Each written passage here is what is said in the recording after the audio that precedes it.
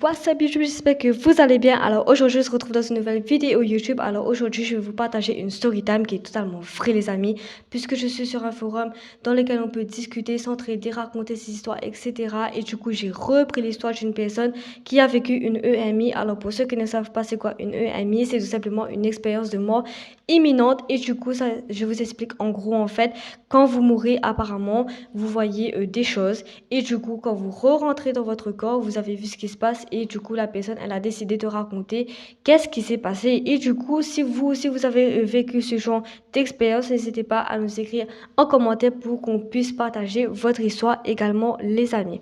Alors du coup on va voilà quoi, je vais partager son histoire à lui et on va commenter ensemble son histoire. Et si vous voulez commenter, n'hésitez pas à écrire en commentaire. Alors comme je n'ai pas de téléphone, comme je n'ai pas de tablette, j'ai écrit tout sur feuille comme à l'ancienne les amis. Et du coup voilà, on va lire son histoire tout de suite.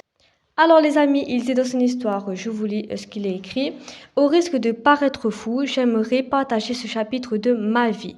Quand j'avais 36 ans, j'ai eu un horrible accident de voiture au début de mars sur l'autoroute. Ma voiture a pris une énorme plaque de glace noire et j'ai perdu le contrôle complet du véhicule. Et la dernière chose que je me souviens, avant que l'enfer n'éclate, c'est que ma voiture avait fait un virage à 180 degrés et que je faisais face à un trafic entrant sur la voie du dépassement et que je ne pouvais rien faire.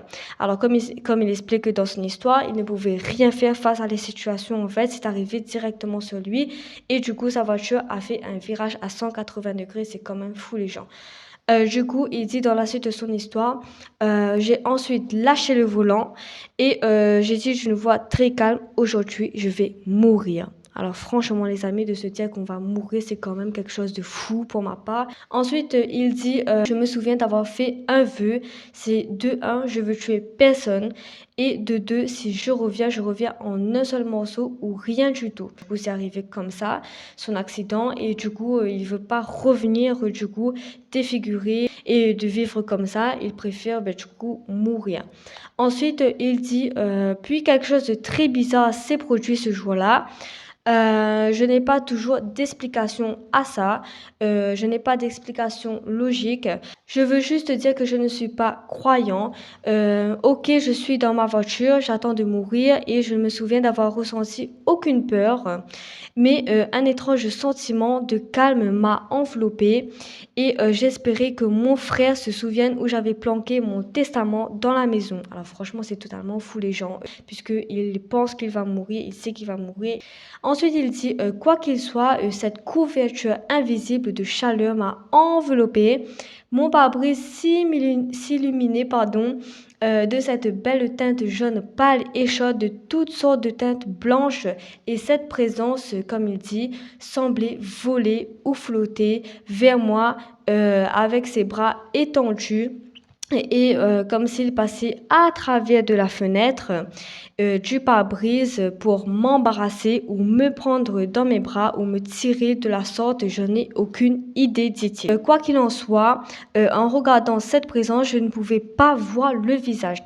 Et c'était un être lumineux, dit-il, et qui était très chaud mais pas brûlant.